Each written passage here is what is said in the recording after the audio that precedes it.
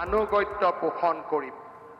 মই ভাৰতৰ সাৰ্বভৌমত্ব আৰু অখণ্ডতা অক্ষুণ্ণ ৰাখিম।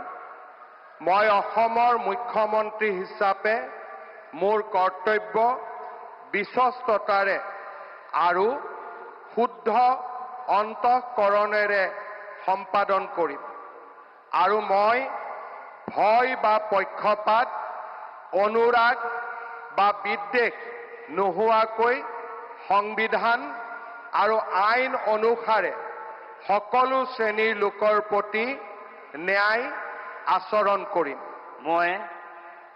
মই শ্ৰী হিমন্ত বিশ্ব শৰ্মা ঈশ্বৰৰ নামত শপত লওঁ যে মই অসমৰ মুখ্যমন্ত্ৰী হিচাপে মোৰ কৰ্তব্যৰ যথাযথ সম্পাদনৰ বাবে আৱশ্যক হোৱাৰ বাহিৰে মই এনে বিষয় যি অসমৰ মুখ্যমন্ত্ৰী হিচাপে মোৰ বিবেচনাৰ বাবে অনা হ'ব বা মোৰ জ্ঞাত হ'ব তেনে বিষয় মই কোনো ব্যক্তি বা ব্যক্তিসকলৰ ওচৰত প্ৰত্যক্ষ বা পৰোক্ষভাৱে অৱগত বা প্ৰকাশ নকৰিম।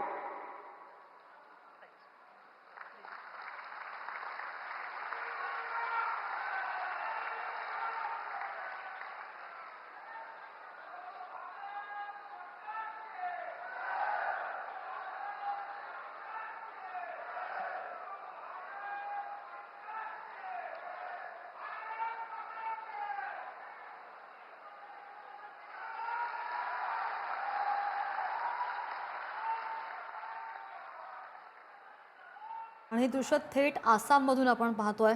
पंतप्रधान नरेंद्र मोदींचं सुद्धा आगमन झालेलं आहे। अनेक महत्त्वाचे नेते यावेळी आसाममध्ये उपस्थित आहेत। आसाममध्ये हिमंता बिस्वा शर्मा यांनी नुकतीच शपथ घेतलेली आहे। त्यांचा हा दुसरा शपथविधी आहे। मुख्यमंत्र्यांची ही दुसरी टर्म आणि आसामच्या राजकारणातील एका महत्त्वाच्या अध्यायाला सुद्धा सुरुवात। दुसऱ्यांदा मुख्यमंत्रीपदाची धुरा सांभाळण्यासाठी हिमंता बिस्वा शर्मा हे सज्ज झाले। To take the oaths of office and secrecy, I request your permission to present them.